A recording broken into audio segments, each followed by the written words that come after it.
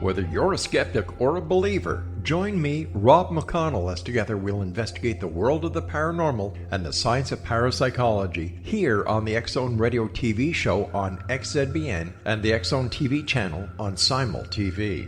Since 1990, the X-Zone Radio TV show has been the place where people dare to believe and dare to be heard. Together, we'll investigate UFOs, aliens, ghosts, Bigfoot, psychic phenomenon, lake monsters, conspiracy theories, government cover-ups, the truth embargo, alien abductions, ESP, haunted locations from around the world, and so much more. With over 28 years of broadcasting and more than 4,500 individual guests, the X-Zone is truly a place where fact is fiction and fiction is reality, as evidenced by the credibility, integrity, and professionalism of the guests that we bring to our international audience. If you have seen a UFO, had a close encounter, seen a ghost, Bigfoot, lake monster, or a story that you would like to share or have investigated, contact me, Rob McConnell, by sending me your email to xzone@xzoneradiotv.com, or you can call toll-free 1-800-610-7035, extension 143, and on Skype, X-Zone Radio TV. For more information on the X-Zone Radio TV show with yours truly, Rob McConnell, visit www.xzoneradiotv.com or www.xzonetvchannel.com or simultv.com and xzbn.net. Until next we meet here in the X-Zone from our broadcast center and studios in Hamilton, Ontario, Canada, always remember, X-Zone Nation, keep your eyes to the sky and your heart in the light.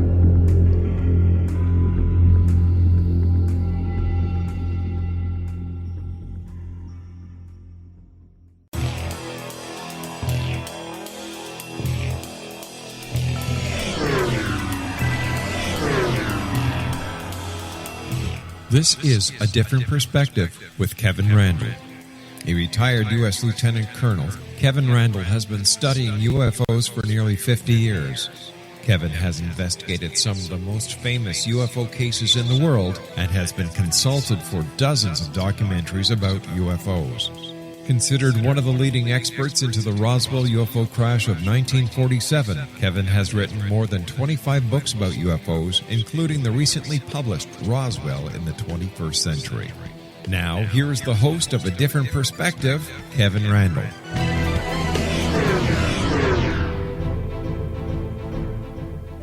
And welcome to this edition of A Different Perspective. I am Kevin Randle, and I'm thinking we might have to change the introduction because, and I hate to say this, I've been doing this more than 50 years now.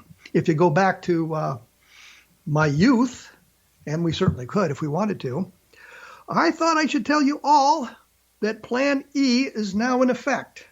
That is because Plan A, Plan B, Plan C, Plan D, Plan F all failed, and I'm on Plan E, which means I'm going to be talking for the entire hour here. I thought what I'd do is break it down into 4 different segments. Segment 1 being why I'm beginning to dislike the UFO field. I'm going to talk a little bit about Project Mogul. I'm going to talk about the Blue Book analysis. And I'll wrap up with the best of Project Blue Book. So we have the negative at the beginning and the positive at the ending, which is probably a good way to do this. So the reason I have begun to dislike the UFO field is because to get ahead in the UFO field, you must embrace everything. Cattle mutilations, crop circles, alien abduction, crash retrievals, MJ-12, and every other subset you can think of. There's no room for criticism. If you criticize any of these things, you're immediately labeled a debunker or an agent of the government. I don't know how many times I've been labeled an agent of the government. I was even once accused of working with Hector Quintanilla at Project Blue Book. Never mind that Blue Book closed while I was still on active duty with the Army, and I had nothing to do with Project Blue Book whatsoever, being in the Army. But that's the way it goes. I've been accused of being a CIA agent, and I confess I did work with the CIA when I was in Iraq, but that was only because their compound was located with ours, and there was intelligence suggesting some kind of an attack on our area. And I had 600 soldiers at my disposal, and the CIA had like 5 guys. So I was tasked with just making sure that the perimeter was adequately defended, and we had no problems whatsoever. But I mean, so I can say legitimately I worked with the CIA, but it's not a really big deal. But what really gets my goat are things like cattle mutilations. I think it was like 20 years ago, a guy named Tom McAdam said there had been 10,000 cattle mutilations. And it's a figure that when we pinned him down on that, it was a figure that he had extrapolated from other reports and over the several years, and he just figured 10,000. And the really funny thing is, if today you check out the stuff, they'll say 10,000 cattle have been mutilated. Many of them at Burger King, I suppose.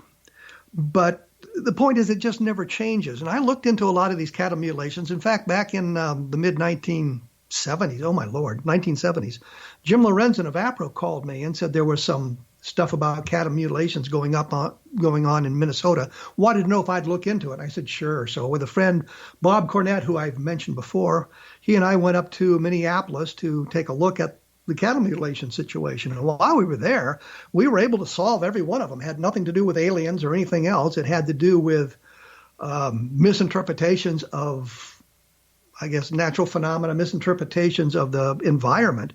One person was talking about seeing all these circles melted in the snow and thought these were landing sites for UFOs. And we went out and talked to the farmer. No, he had silage bins erected in those areas, and they had moved them. And what was happening is that the debris left behind when they moved the silage was decaying and giving off heat, so it was melting the snow in perfect circles. Another one was holes in the ice of a lake, and they thought that was from the UFO landing gear touching down. Farmer had chopped the holes in the ice to get the water for his cattle, so the whole thing blew up is the point here, that we didn't find any cows being mutilated by UFOs. And when you think about it, it makes no real sense. What would be the purpose? Are they gathering genetic material for some reason? And wouldn't they just have to gather one to get all the genetic material they needed? So it just didn't make good sense to us. And when we looked into it in depth, we found answers for that. One of the people questioned me and said, how do you explain the lack of copper in the blood of some of the mutilated animals? And I'm thinking, that's a good question. But the internet came through and rescued me from that. I looked up copper deficiencies in cattle on the internet and came up with all kinds of articles about it and learned that that's not uncommon, that a cow who has just given birth, for example, has a copper deficiency. It depends on the range where they are, and sometimes copper supplements have to be put in their diet. So a copper deficiency in the blood is no big deal. It may sound interesting, but it's really not all that great. Alien abduction, same sort of thing. When we looked into it, and when I say we, Russ Estes, Bill Cohn, and I looked into it in depth, we found terrestrial explanations for all of it. And I now hesitate to say it. One of the things that we noticed in our sample of 316 abductees, and I mentioned the number because many of the case studies based on 5 or 10 different abductees, we had 316 in our sample. We found out a disproportionate number of homosexuals. Nothing pejorative about it, but homosexuality isn't something that is readily observable. And so you wonder, why would there be a disproportionate number of homosexuals? And it gave rise to a number of other questions. Mark Rodiger at the Center for UFO Studies said he'd found a disproportionate number of left-handed people. His sample size was relatively small, so it really wasn't that significant. But it got me to thinking, are there other things? What about blood types? What about college education? What about social economic backgrounds? Do these all figure into it? And as far as I know, we made these comments more than 20 years ago, published a book, The Abduction Enigma, more than 20 years ago, and laid this out and suggested that maybe alien abduction should move beyond case study, which is how it's been done forever, to the next level to see if we could do something about it. And that hasn't been done. We're doing the same thing today we did 25 years ago. The abductee comes in, you put them under hypnotic regression, they tell you a great story, and then you publish your results and everybody goes away happy. I don't really have much to say about MJ-12 because, frankly, I think most of the people in the UFO field realize it's a hoax. It's just a question of who did it. Some people believe it was disinformation by the government. I don't think so. I think we know who did it, and I think we know why they did it. The best evidence suggests that Bill Moore and Richard Doty had a hand in that, and the physical evidence from the documents themselves suggest that. And I know of very few people that are still accepting of NJ-12, and I think that's something that we need to look at. But it really boils down to sort of a lack of evidence or no standard of evidence. You tell the wildest story, and if it's something I want to believe and it fits into my belief structure, by God, I'm on board. I believe what you're telling me. You must be believed. I mean, one of the most ridiculous things I've ever heard is this guy who claimed that he had fallen asleep in his bed as a teenager, was abducted, spent 20 years in some kind of military organization fighting the aliens on Mars, was returned home to his bed 15 minutes after he'd been abducted. So he had this 20 years of experience fighting on Mars and was put back into his bed. So there was absolutely no evidence of anything happening, and yet people believe him. I do not know why. And that kind of leads into the fakers aspect. And these are people who claim to great military rank or great military exploits, but there's no record to support that. I think of Robert Willingham, for example, told the story of a crashed flying saucer near Del Rio, Texas. The original story was it happened in 1948, and he was an Air Force fighter pilot. And he had been alerted to this and chased it down with two other jets, and there were 3 UFOs involved in this. They landed at Dyess Air Force Base, climbed into a private plane, and he flew down there and was able to get close enough to see sort of this thing. But when you look at his record, you find out that Robert Willingham had spent 13 months in the military. He joined the Army in December of 1945, so technically he was a veteran of World War II, because the war wasn't officially declared over until 1946, so anybody who served prior to that was a veteran of World War II. No evidence he went to the flight schools, no documentation to support this. He got out of the military as an E4, but he was in the Civil Air Patrol. Civil Air Patrol is a civilian auxiliary of the Air Force. They participate in search and rescue missions and do a bang-up job on that, and it's really important that they do that because it saves the taxpayers a lot of money. But it has no real official, well, it's an official organization, but it's not part of the military organization. So you don't get retirement points in that like that for it. He apparently made lieutenant colonel in the Civil Air Patrol and was kind of suggesting that was his rank in the Air Force and that he had been a fighter pilot. I'm going to carry on with this in a minute here because I want to do some more on Willingham because there's some important points to be made here, and then we'll get into some of the other aspects. We're going to have to take a quick break here because I'm flat out running out of time. I will put up some information about all of this sort of stuff on my blog at www.kevinrandle.blogspot.com. And the latest book is Encounter in the Desert, which is about the Lonnie Zamora site, and we'll talk a little bit about that later in the program, and that sort of thing. So we will come back in just a moment, so stick around.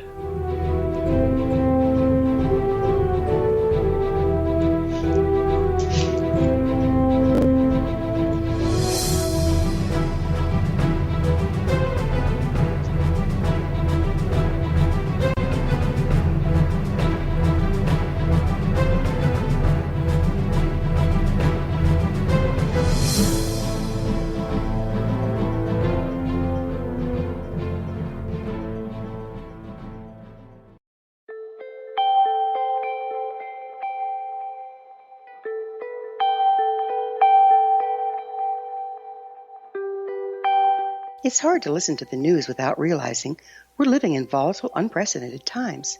Yet never has there been such an opportunity to transform the human condition. As old structures fail, where can we find the guidance to co-create a better way? Find Your Path Home is an ever-evolving, leading-edge information, education, and healing resource center designed to support and guide you on your path to unity and enlightenment.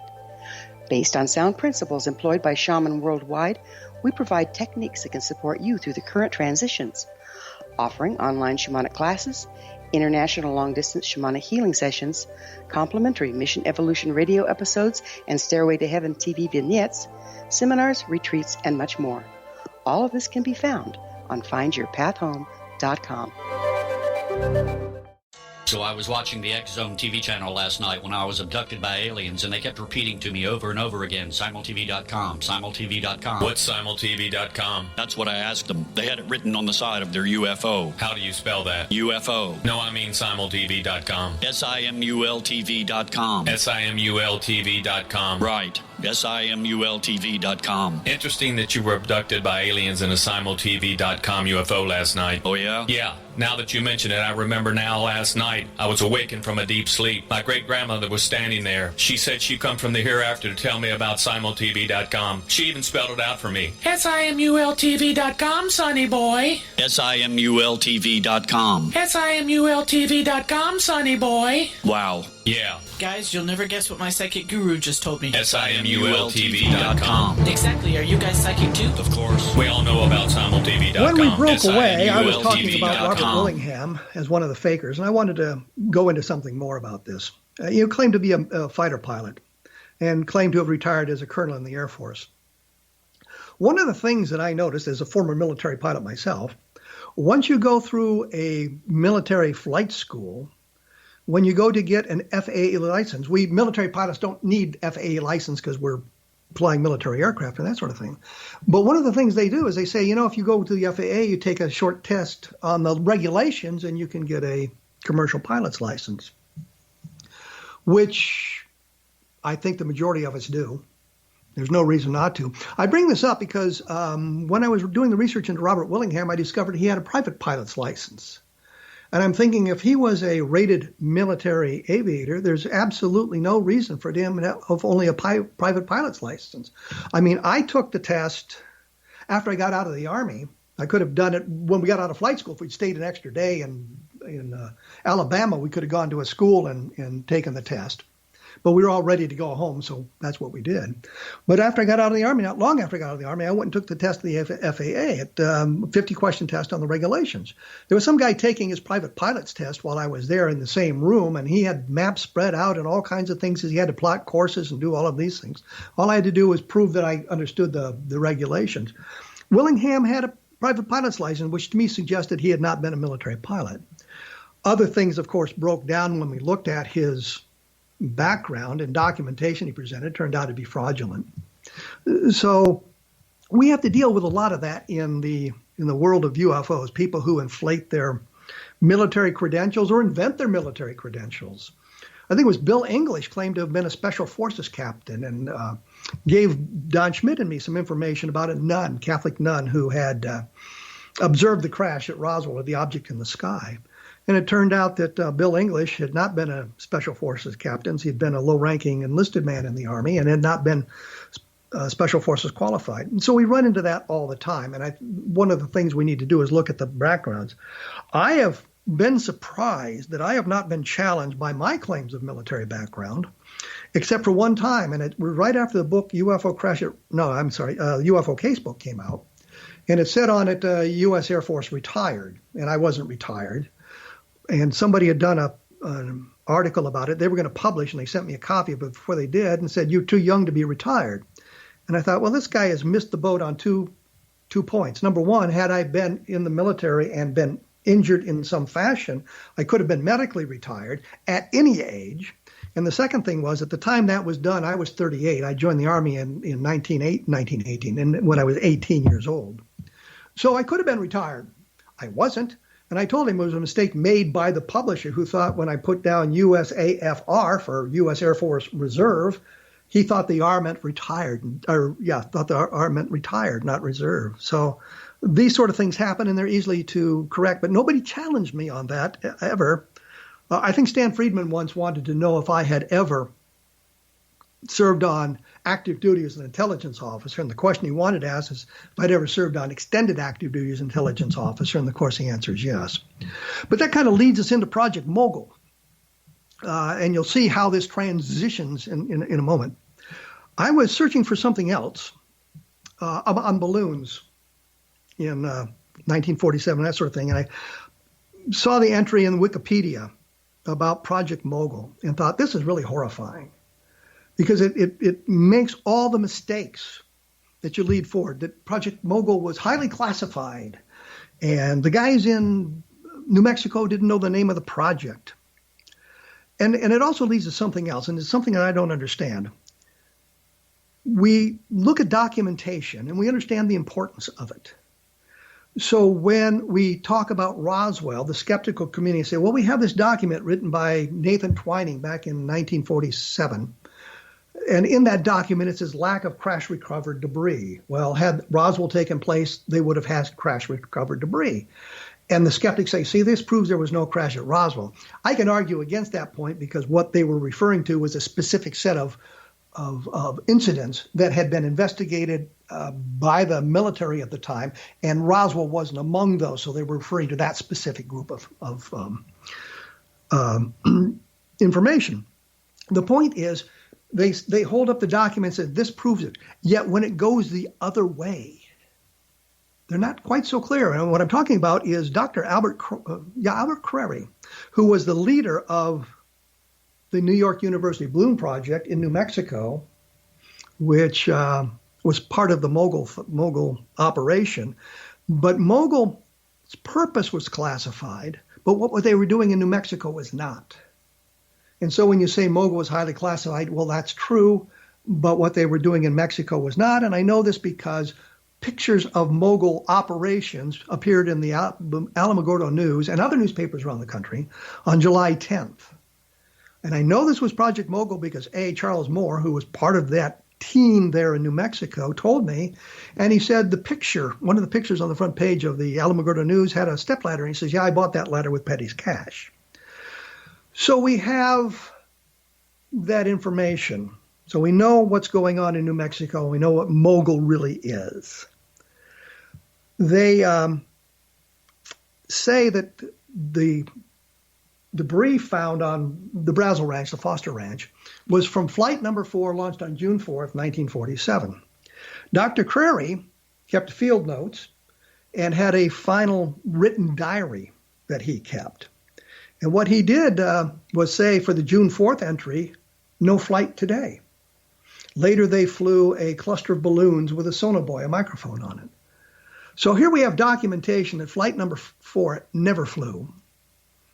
The regulations under which they operated said they could not fly the Mogul arrays, the university constant level balloon arrays, in the dark or in cloudy weather because these arrays were, the first of them were 600 feet long. By the time they got to New Mexico, they were only 400 feet. But it was a huge long array of balloons and stuff tethered together, and it could be a hazard for aerial navigation. So there were rules under which they operated. One was not in the hours of darkness, and one was not if the weather was cloudy. So on June 4th, the entry in Crary's diary says no flight today because of cloudy weather. Charles Moore, who I mentioned earlier, was there, has suggested, well, we launched the flight at 2:30, I think 2:30 in the morning. No, you didn't. The rules didn't allow that. And I don't think you would have gone to New Mexico and immediately violated the rules to get an array up. The diary is quite clear, but the skeptics won't accept it. There's other documentation. We know what a cluster of balloons looks like because that's outlined in the documentation. It's all in the Air Force report, by the way, about Roswell, that big, thick thing they did. All this information is there.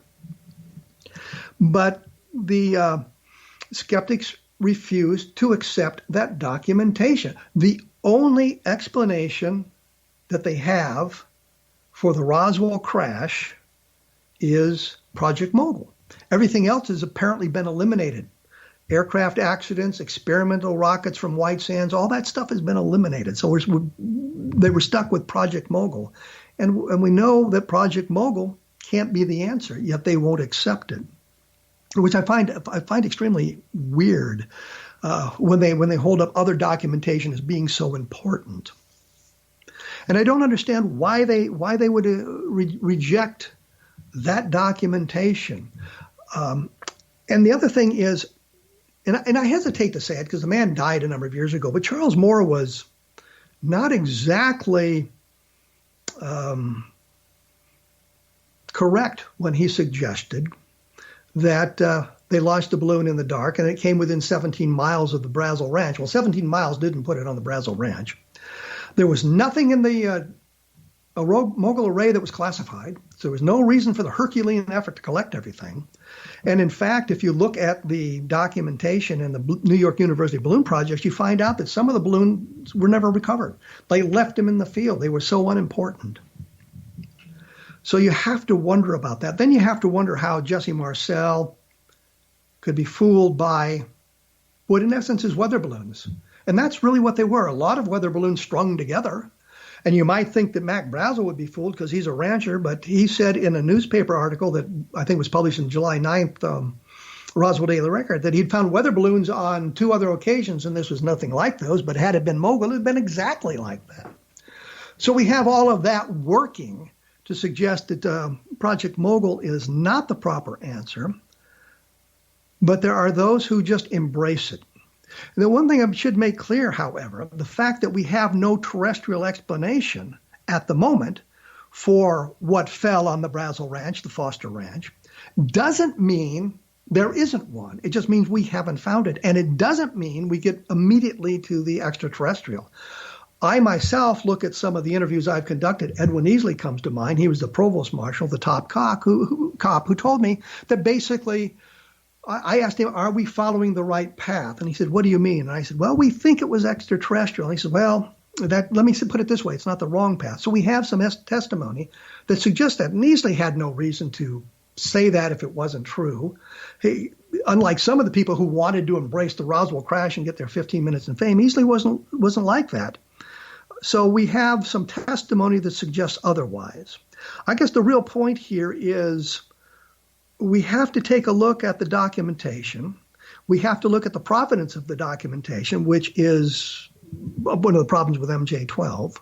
We have to look at the source, and if that person would have been in a position to know what was going on, as opposed to somebody at a lower level who may not have heard something about that or was not in a position to know about it. Anyway, I'm going to take another break here because, frankly, I need a drink. But when we come back, I'm going to talk a little bit about Blue Book, Project Blue Book, and what they did and how they operated. My website, my blog is www.kevinrandle.blogspot.com. And if you get a chance, take a look at xzbn.net,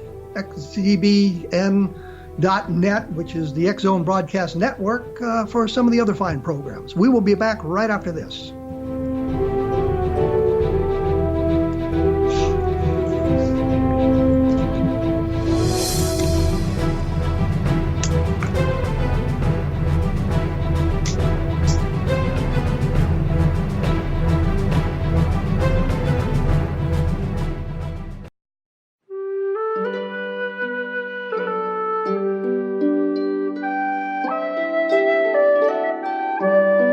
Path Home Shamanic Art School proudly presents the Gathering of Shaman 2019 Fall Retreat, Manifestation Samhain. Join me, certified shamanic instructor Gwilda Wiyaka, in the magnificent Colorado Mountains this November 2nd and 3rd for a life-changing event. Participate in unique teachings and ceremonies that'll put the power and magic of shamanic manifestation into your hands. Sit in circle with like-minded individuals, sharing group energy and the power it generates. Classes will be held in a facility next to the beautiful, majestic Arkansas River, further empowering the experience. Space is limited, so reserve your spot today. For more information, visit findyourpathhome.com or email touchin@findyourpathhome.com.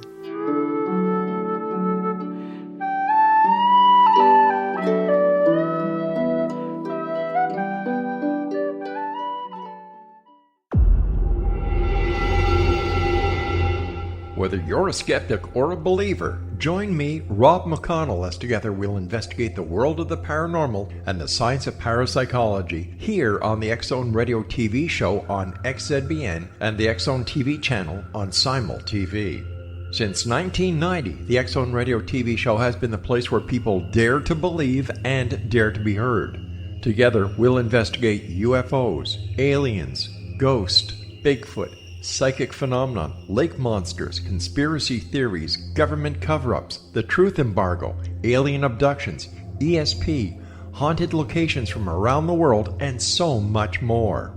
With over 28 years of broadcasting and more than 4,500 individual guests, the X Zone is truly a place where fact is fiction and fiction is reality, as evidenced by the credibility, integrity, and professionalism of the guests that we bring to our international audience. If you have seen a UFO, had a close encounter, seen a ghost, Bigfoot, lake monster, or a story that you would like to share or have investigated, contact me, Rob McConnell, by sending me your email to xzone@xzoneradiotv.com, or you can call toll-free 1-800-610-7035, extension 143, and on Skype, X-Zone Radio TV. For more information on the X-Zone Radio TV show with yours truly, Rob McConnell, visit www.xzoneradiotv.com or www.xzonetvchannel.com or simultv.com and xzbn.net. Until next we meet here in the X-Zone from our broadcast center and studios in Hamilton, Ontario, Canada, always remember, X-Zone Nation, keep your eyes to the sky and your heart in the light.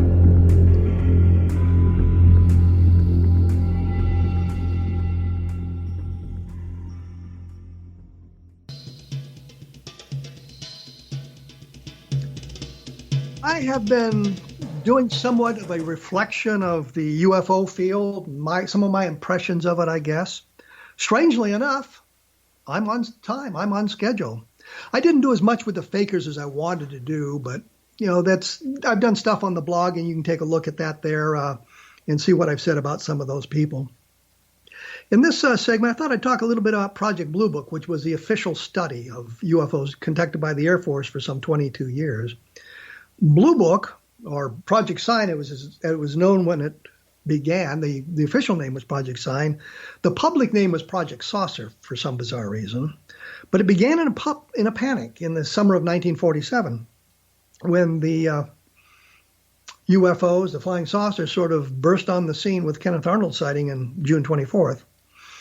The military didn't know what it was, didn't know what was going on, wondered if it was something that the Soviets had developed using their German scientists.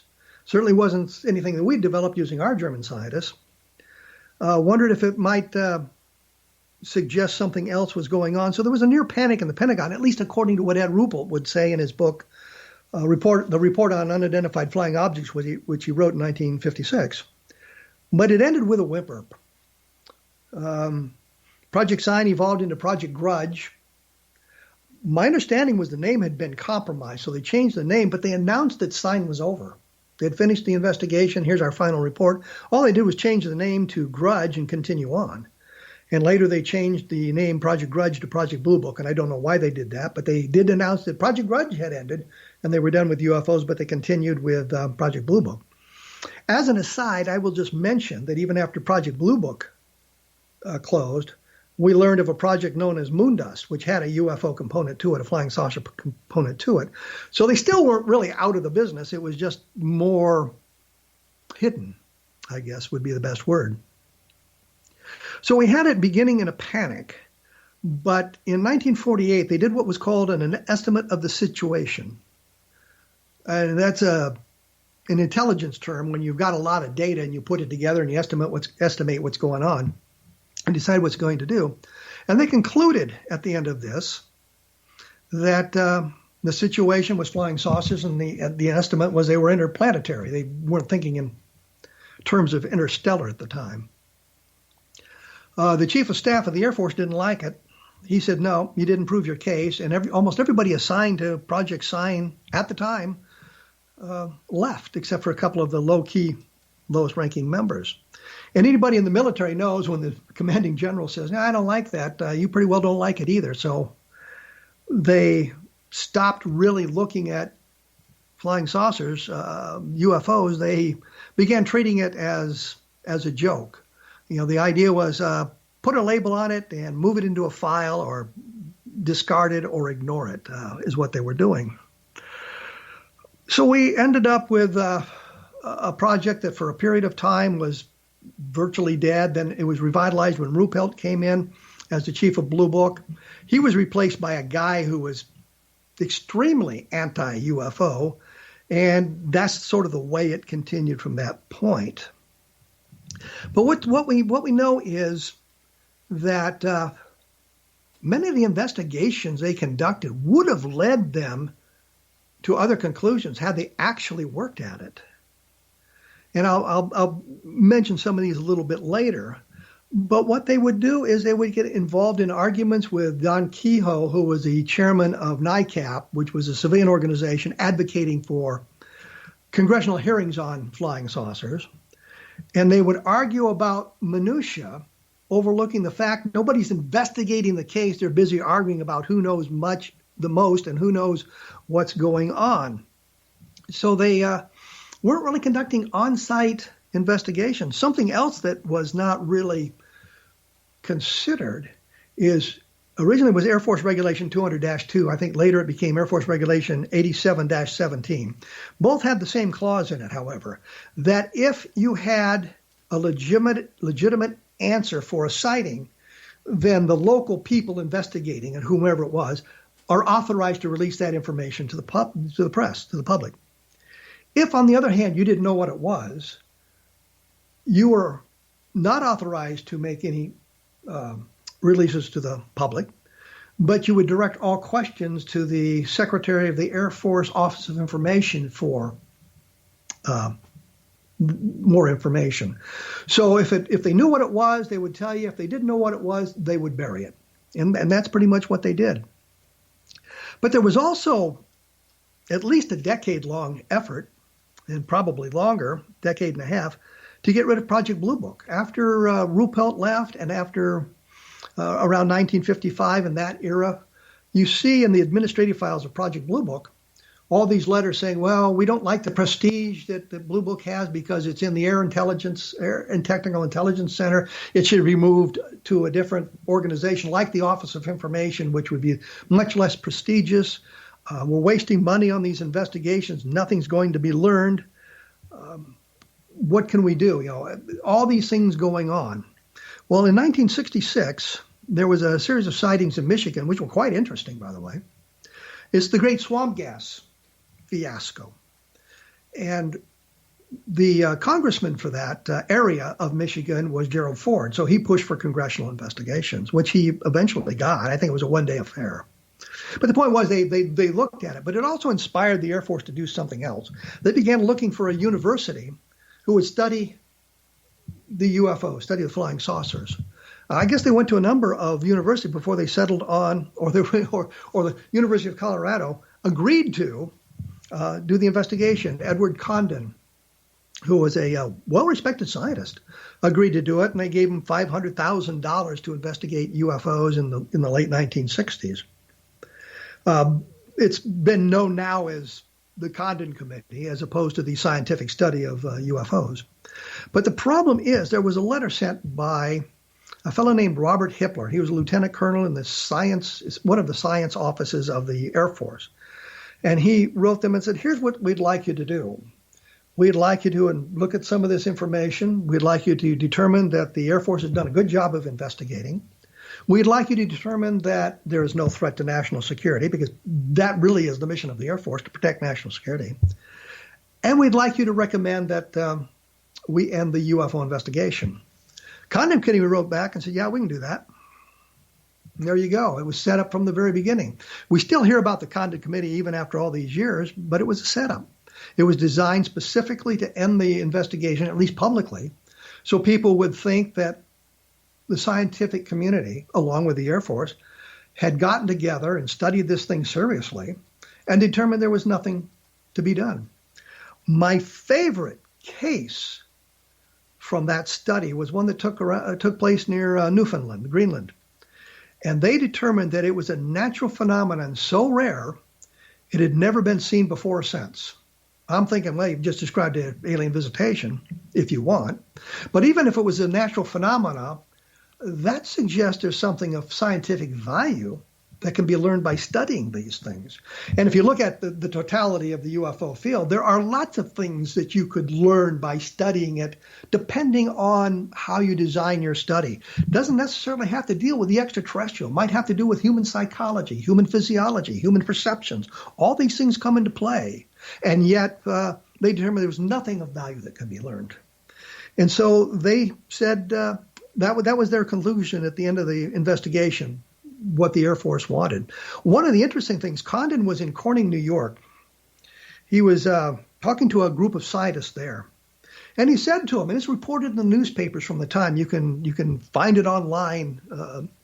And by the way, the Hitler letter and all this stuff is on my blog as well. Type Hitler letter or Hitler in there and you can get to it easily. He told the scientists in court, he says, I'm ready to write the conclusions now and conclude there's really nothing to this, but I'm not supposed to find that out for another 18 months. Now, I understand when you do scientific research, because I've done some myself, that sometimes you have preconceived notions, and oftentimes that's why you set up a double-blind experiment. So the person conducting this experiment doesn't know what you're looking for, so he can't or she can't influence the direction these things go. But this was nothing like this. This was the scientists. They knew what they were supposed to do, and they went out and did it. And announced that there was nothing to the flying saucers. They could end the whole thing. And I think they did a fine job of it right up until 1973 when the whole thing blew up in a wave of sightings in October of that year. But the point is, there are many, many good cases in the Project Blue Book files that if you looked at them in depth, you find that the investigation was little more than a telephone call to somebody or an acceptance of Philip Klass's ridiculous ionization of the atmosphere theory that he put out in the mid-1960s. The ionization pockets of plasma in the atmosphere would tend to glow. And that was what people were seeing. And he was roundly criticized immediately by atmospheric scientists and physicists as, no, that's not what happens, and that doesn't work. And if it was, we'd have lots more sightings all around. But the point simply is the Air Force didn't do a good job from the early 1950s, from 1953 on to the very end of really looking at these cases. And you go in and you study the cases carefully. You can see where the mistakes were made. You can see what was going wrong. And in the next segment, I'm going to talk about some of those cases because they're important cases. And had they been investigated properly at the time, we might all be having a different conversation now about UFOs and flying saucers. We might be willing to embrace the idea that they're extraterrestrial as opposed to still arguing about that possibility and people saying no. Once again, I'll have more about this at my blog at www.kevinrandle.blogspot.com. And some of my books will deal with the UFO sightings that I'm going to talk about in the very next segment. So we're going to take a quick break and we will be back right after this.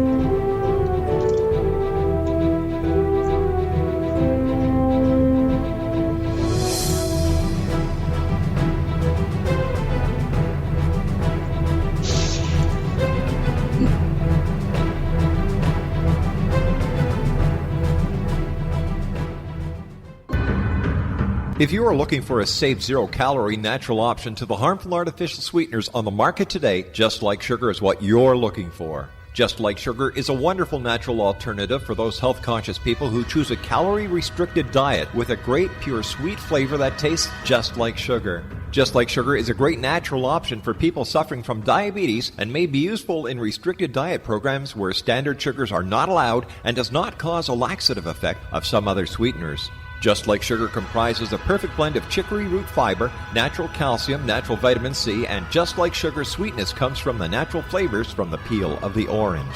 Just Like Sugar is a natural alternative to harmful artificial sweeteners and will change the way that you believe all natural sweetener products taste. Just Like Sugar is available at your local Whole Foods markets, Wild Oats markets, Henry's, Sun Harvest, and many other fine natural food stores in the U.S., Canada, and worldwide. They are here, and they've been here for thousands of years, making their presence known in the shadows. They might be seen by a lonely motorist on a deserted road late at night, or by a frightened and confused husband in the bedroom he is sharing with his wife. But who are they? What do they want? Why are they here? Perhaps most concerning, has the government been aware of their presence all along? The new book by Eli Marzulli, UFO Disclosure, the 70-year cover-up exposed, delves into the world of UFOs. Can full disclosure be soon? Order now and receive a free hour and 37-minute DVD on the UFO phenomenon. UFOs are real. Get both the book and the DVD, a $40 value, for only $19.99. To order your book and DVD today, go to lamarzulli.net. That's LAMARZULLI.net. You have heard of the X Zone? Now watch it on Simul TV, plus 500 video games, live TV channels, free video on demand, worldwide, and more. Does this sound like tomorrow's television? Well, it is, but you can have it today, right now. It is Simul TV. Simul TV offers what the others only wish they could provide. 15 exclusive channels like X Zone, sci-fi, and horror. We are worldwide. No other provider offers that. 500 built-in video games. No need to have an extra expensive system. We have them included. Free video on demand. Live streaming events from around the world. Interactive online network, and much more. Tomorrow's TV today. Simul TV. Sound too good to be true? Well, it's not. You can have Simul TV today. Sign up at simultv.com. Do it today.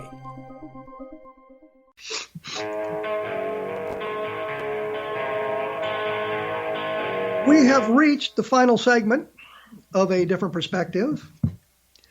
I thought in this last one I would talk about the best of Blue Book. Now remember, these are not necessarily cases that Blue Book decided were unidentified and suggestive of anything other than a natural phenomenon, but they're cases when you look at them in depth, they suggest something much, much more than what Blue Book did with them.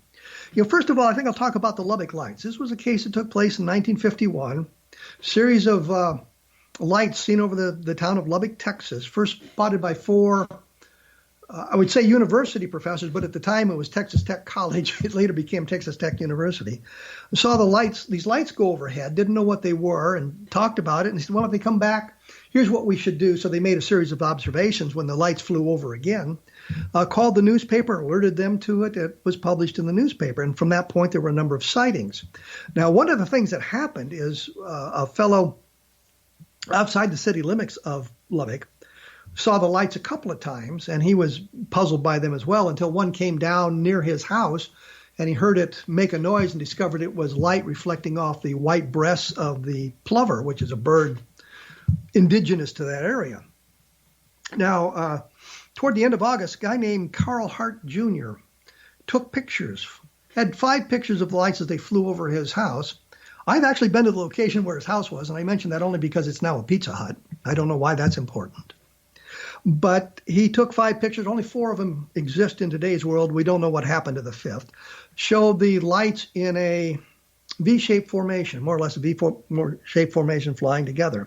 Well, plover rarely are seen in groups larger than 7 and never fly in a V formation, so that was not what he photographed. Attempts to photograph birds by professional photographers, including the photographer for the Avalanche Journal, which is the Lubbock paper, failed. He couldn't do it. So Hart took some pictures which are unidentified. There's really, they haven't been able to explain what they were. And yet the Air Force wrote the whole case off as birds. That's it. That's over. In the mid-1990s, I was in Lubbock to talk, to do research on a different case. Well, it was a Roswell case, actually. And I, on a lark, picked up the phone book and looked up Carl Hart, and he was in the phone book. So I called him. It was the right guy. He's now in his 60s at the time I talked to him. We had a nice chat about that. And the one thing you must know about UFO photographs is 99% of them were taken by teenage boys. 99% of those are fake. And usually after years, the fellow who took the pictures admits that it's a hoax. And some of the great UFO pictures of the 60s, for example, are now admitted hoaxes. So I talked to Hart about that, and I got his story, and he told me what he'd seen and how he'd done it and all the trials and tribulations of going through the investigation. And I said, well, what did you photograph? He said, I don't know. Didn't say it was a flying saucer. Didn't cop to it being some kind of a hoax. Said, I don't know. So we have the Lubbock case, and I think if the Air Force had spent, well, the Air Force did investigate it very carefully, but they decided it was birds, and I think that was after Ruppel left Blue Book, and they were looking for explanations of anything.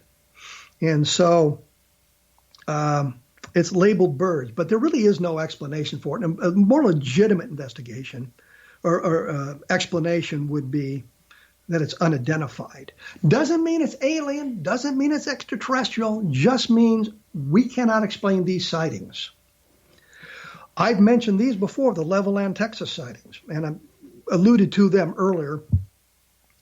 A series of sightings in Levelland, Texas on November 2nd into the November 3rd, 1957. People from several locations around Levelland, which is 15 minutes west of Lubbock, I think, 15, 20 minutes west of Lubbock, called the police, called the sheriff's department, didn't have an explanation for it, were frightened by it. Object coming down close to the ground. A couple of cases said it was landed, stalled their car engines, dimmed the headlights, filled the radios with static and that sort of thing. But witnesses in 13 separate locations around the Levelland area, around the Lubbock area, reported these things. And that was who reported them. That doesn't include the sheriff, his deputies, a couple police officers, and a fire marshal. And the Air Force file will tell you that they didn't get close to the object. They just saw a red streak in the distance. But family members and people who knew the sheriff said, no, they got much closer. And that he reported an object, not a streak of light, but an object. I have found newspaper clippings from that time, before the Air Force asked him not to talk about it, that the sheriff is reported as saying that the object was oval shaped and he got fairly close to it. So there is contemporary documentation that he saw more than was reported by the Air Force. The point is, the Air Force got into an argument with Don Kehoe. Kehoe said there were 9 witnesses. The Air Force said there were only 3. And if the Air Force didn't interview anybody, the witness didn't exist. Both of them were wrong. If you look at the evidence, and some of it drawn out of the Project Blue Book files, there were witnesses at 13 separate locations. Now, if we weren't so busy arguing about the minutiae of the case, how many witnesses were they? What did they see? Was it landed? Was it a streak of light in the distance? If they had actually gone out and investigated it, they would have gathered some interesting information. Now, years later, and I admit this is really kind of tenuous, but years later, Don Burleson was investigating this case, because Levelland's not all that far from Roswell, by the way. And he talked to the sheriff's daughter and said that they had found a landing trace, a burned area on one of the ranches just a little bit north of Levelland. Now think what would happen if A, that's true, and it's secondhand testimony and it's gathered 50 years later, so you can take that with a grain of salt. But think what would have happened if you had all this evidence of the UFO interacting with the environment, law enforcement involved, and a landing trace. Think of what you might have been able to make out of that, and that changes the direction of the investigation, and that changes the direction of the research. So that was a good case that was in the Air Force files, but they wrote it off as ball lightning. In 1957, physicists were arguing about the reality of ball lightning, and yet the Air Force is using it as an explanation. The other thing is, ball lightning is very, very rare. Rarely is it any larger than 18 inches in diameter, and it's very short-lived. And in a couple of the cases, the object was on the ground. Ball lightning, of course, can roll along the ground. On the ground, close to the witness, and they estimated the size literally 50, 60, 100 feet, not inches. And ball lightning does not persist for 5 minutes, as one of the witnesses said. So their explanation was bogus. It should have been labeled unidentified. Take the Socorro case from New Mexico in April of 1964. Now, that was the subject of my book, Encounter in the Desert, which began because of this radio program. I had Ben Moss and Tony Angiola on there, and they made a statement on the program that 3 witnesses had had called the police station prior to Lonnie Zamora seeing the craft and the alien creatures. And I asked him a number of times during the show, did you check the police logs? Did you check the police logs? And they never gave me an answer for that. So I got to looking into it, and I discovered that no, it's not in the police logs, but Richard Holder, who was an Army captain, and he was assigned to the White Sands Missile Range, and he lived in Socorro. On the night of the event, he wrote a quick report that he transmitted to the Pentagon, and the transcript is in the Project Blue Book file.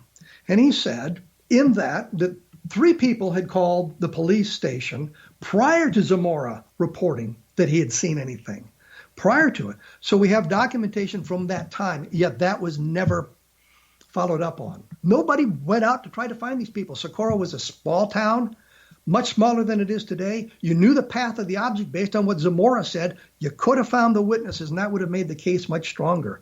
So the Air Force, to their credit, labeled the case unidentified.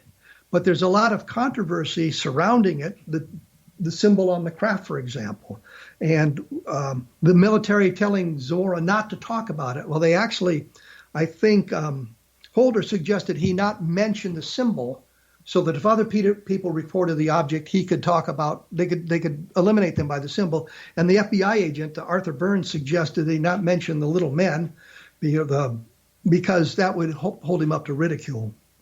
So it was another fine case. One of the very few in the Project Blue Book files labeled unidentified where the people saw an object or saw occupants associated with the sighting. I had one other I was going to talk about, the Portage County chase, which was the beginning of Close Encounters of the Third Kind, the police officers chasing the objects across Ohio and Pennsylvania, but I'm out of time. I can't get to it, which is too bad, because that's a very good case and a very interesting case. So we looked at a number of things today, talking about why I dislike the UFO field, or beginning to dislike the UFO. We talked about Project Mogul, we've talked about Project Blue Book, and we've talked about some interesting cases that deserved better than they got by the Air Force and the civilian investigators who looked into them. And as I say, I've done books about this. You look at my blog at www.kevinrandle.blogspot.com, and I've explored many of these things on the blog as well. So, that's all well and good. Now, in the coming weeks, we'll be doing more, well, not of this, but more programs. Next week, I hope to have Mike Rogers on. He will be talking about the Travis Walton case. He was one of the people with Walton when he was abducted. We'll get his perspective on that and talk about another sighting he had during the Phoenix Lights of 1997. And in the weeks to come, I hope to have Travis Walton on the program and some other people who have some interesting takes on the UFO field. So we will be doing all that. If you have questions, append them to, or just send them to me on my blog, and I will read them on the air if we get a chance to do that. So next week, Mike Rogers. It's been nice chatting with you, and I'll be back in 167 hours with another edition of A Different Perspective.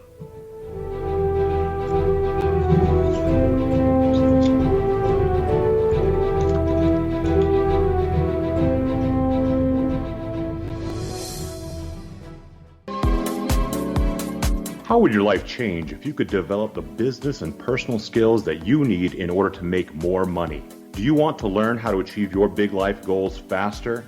Then go to findhiddenmoney.com and get the Goal for It online course. The course teaches you how you can set and achieve your biggest goals while completely overcoming the roadblocks to your goals so that you can realize your dreams and imagine more success. Go to findhiddenmoney.com. Memorable dynamic presentations are a not-so-secret weapon in the business world. Do you have a powerful message that must be shared, but you haven't found a way to deliver that message? Do you want to be known as a top public speaker who gets amazing results? Are you ready to create and deliver your powerful message? Thomas Hides can help you create and deliver your speech to get the results you desire. Visit iconquality.com. Did you expect your business to flourish, but instead it plateaued or didn't get off the ground yet? Would you like to achieve massive goals and discover new sources of income within your business? When you're ready to experience that type of success with fast results, Cindy Hendricks is the business coach for you. Her work with entrepreneurs and business owners has been life-changing. To get you and your business where you want to be, go to imaginemoresuccess.com. Has the fear of public speaking stalled your business or personal life? What would you give to develop and maintain supreme confidence? Have an invaluable private program to always perform at your best. Imagine how you would feel. You can have all that and so much more today with Thomas Hyde's life-changing course called Number One Fear Unleashed. Visit numberonefear.com and be liberated from your fear of public speaking.